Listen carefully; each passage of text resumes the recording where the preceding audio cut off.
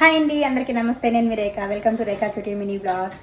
So ఇప్పుడైతే నేను night dinner కోసం అయితే ప్రిపేర్ చేస్తూ ఉన్నాను. మా ఇంట్లో స్పెషల్ ఏంటంటే చికెన్ అయితే ప్రిపేర్ చేస్తూ ఉన్నాను అండ్ ఇంకా సంగటికి పెట్టాను.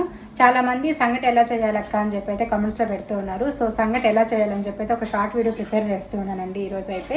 సో అదైతే మీకు వీడియో రాగానే నేను మీకు నోటిఫికేషన్ అయితే వచ్చేస్తుంది.